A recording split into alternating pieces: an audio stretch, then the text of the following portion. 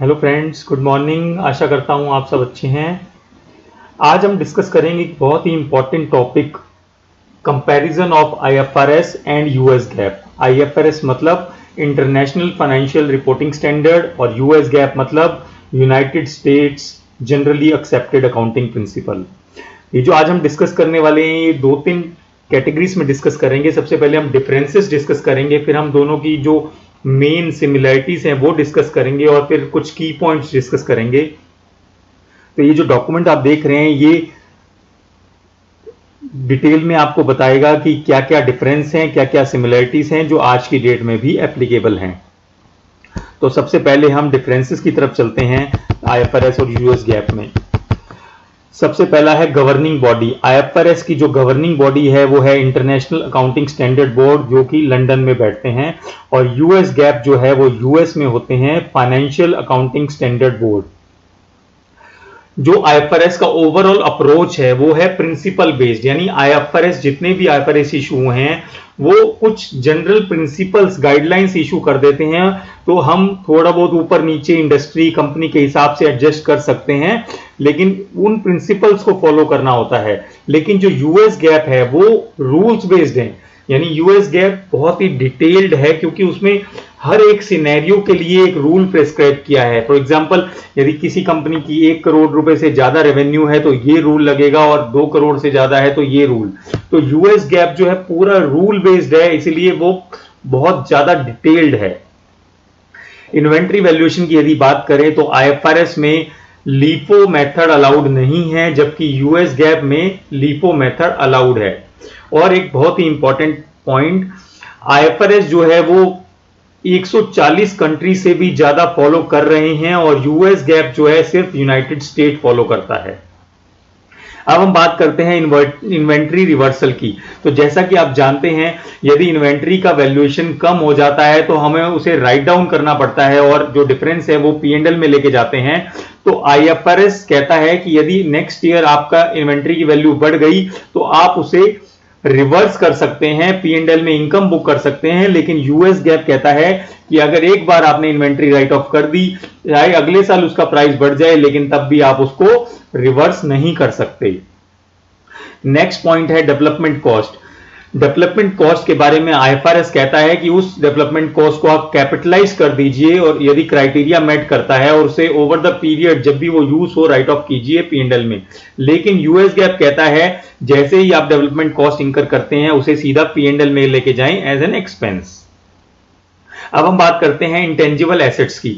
Intangible assets के मामले में आईएफआरएस कहता है कि यदि इंटेंजिबल एसेट इंटरनली जनरेटेड है तो उन्हें भी रिकॉग्नाइज किया जा सकता है यदि सर्टेन क्राइटेरिया मेट हो। लेकिन यूएस गैप कहता है कि आप इंटेंजिबल एसेट को तभी रिकॉग्नाइज कर सकते हैं यदि आपने उसे एक्वायर किया है, यानी इंटरनली जनरेटेड जो एसेट है उनके लिए बहुत ही स्ट्रिंजेंट क्राइटेरिया है यदि आप उसे रिकॉग्नाइज करना चाहते हैं।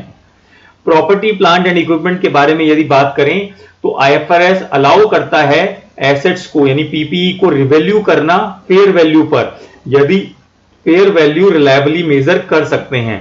लेकिन यूएस गैप के अंदर स्ट्रिंजेंट क्राइटेरिया है, वो कहते हैं आप जो पीपीई है उसे हिस्टोरिकल कॉस्ट पे ही रखना है, less accumulated depreciation.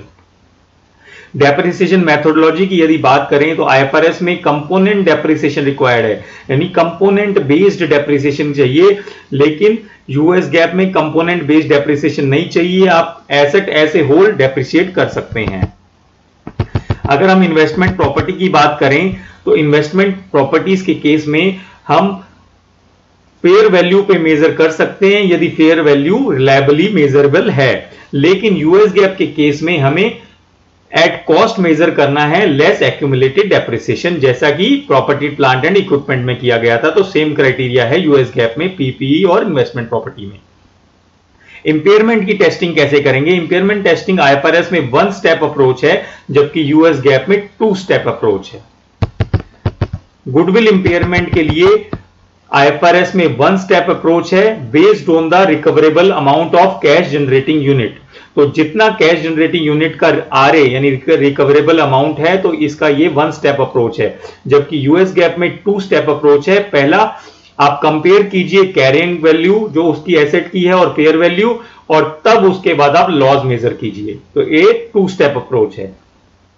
Financial instrument की यदि बात करें तो क्लासिफिकेशन मेजरमेंट में एमोटाइज कॉस्ट पे रख सकते हैं, fair value through profit and loss कर सकते हैं, फेयर वैल्यू थ्रू ओसीआई, यदि अदर कॉम्प्रिहेंसिव इनकम भी आप कर सकते हैं, सब अलाउड है।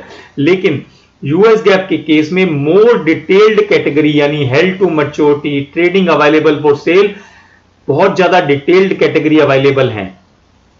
लीजेस के केस में यदि हम बात करें तो आईएफआरएस कहता है सिंगल मॉडल, जितने भी टाइप की लीज हो उनके लिए सिंगल मॉडल है, सभी लीजेस को बैलेंस शीट में रिकॉग्नाइज करना है, और एग्जेम्पशन जो दी गई है शॉर्ट टर्म और लो वैल्यू लीजेस के लिए दी गई है। लेकिन यदि दूसरी साइड हम यूएस गैप की बात करें तो वह डुअल मोड अलाउड है, यानी आप ऑपरेटिंग और फाइनेंस लीज को अलग अलग रिकॉग्नाइज कर सकते हैं with different recognition criteria. Borrowing cost की यदि बात करें तो आपको कैपिटलाइज करना है आप आईएफआरएस के अंदर, यदि वो directly attributable to acquisition, construction और production of a qualifying asset हो तो आप उसे कैपिटलाइज कर सकते हैं इंटरेस्ट कॉस्ट को। लेकिन यूएस गैप के केस में आप तभी कैपिटलाइज कर सकते हैं यदि वो डायरेक्टली रिलेटेड हो क्वालिफाइंग एसेट से, अदरवाइज आप उसे सीधा P&L में लेके जाएं और एक्सपेंस कर दीजिए। कन्वर्टिबल डेट की बात करें तो convertible debt as per IFRS हम दो टुकड़ों में बांट सकते हैं, split into liability and equity components. लेकिन यूएस गैप कहता है कि पूरे के पूरे कन्वर्टिबल डेट को आप लायबिलिटी की तरह बुक कीजिए जब भी आप उसे इशू करते हैं।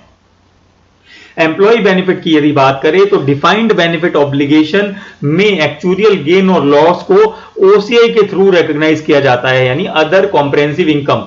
लेकिन यूएस गैप में एक्चुरियल गेन और लॉसेस को ओसीआई या प्रॉफिट एंड लॉस किसी भी मेथड द्वारा रिकॉग्नाइज कर सकते हैं। सेगमेंट रिपोर्टिंग की यदि बात करें तो आईएफआरएस कहता है based on internal reporting to the chief operating decision maker आप सेगमेंट रिपोर्टिंग कर सकते हैं। लेकिन यूएस गैप कहता है based on operating segments for which separate financial information is available, आपको उस बेस पे सेगमेंट की रिपोर्टिंग करनी है। यदि हम कैश फ्लो की बात करें तो आईएफआरएस अलाउ करता है डायरेक्ट मेथड और इनडायरेक्ट मेथड ऑपरेटिंग एक्टिविटीज के लिए, लेकिन यूएस गैप ऑपरेटिंग एक्टिविटीज के लिए सिर्फ इनडायरेक्ट मेथड अलाउ करता है, डायरेक्ट मेथड प्रोहिबिटेड है। इंटरेस्ट एंड डिविडेंड की यदि हम बात करें कैश फ्लो में तो आईएफआरएस अलाउ करता है इंटरेस्ट एंड डिविडेंड को एज ऑपरेटिंग, इन्वेस्टिंग और फाइनेंसिंग एक्टिविटी रिकॉग्नाइज करना depending on the nature of the interest and dividend. लेकिन यूएस गैप कहता है interest paid and received should be classified as operating activities और dividend received as operating and dividend paid as financing activity. तो यहां पर भी एक major difference है।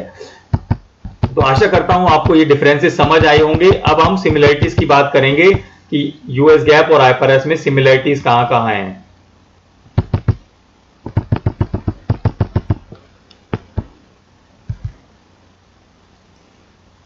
तो सबसे पहली सिमिलरिटी जो है रेवेन्यू रिकॉग्निशन में है। जैसा कि आप जानते हैं IFRS 15 revenue from contracts with customer में 5 स्टेप फॉर्मूला है, तो यूएस गैप में भी 5 स्टेप फॉर्मूला है रेवेन्यू रिकॉग्नाइज करने के लिए। तो ये है इनकी पहली सिमिलरिटी।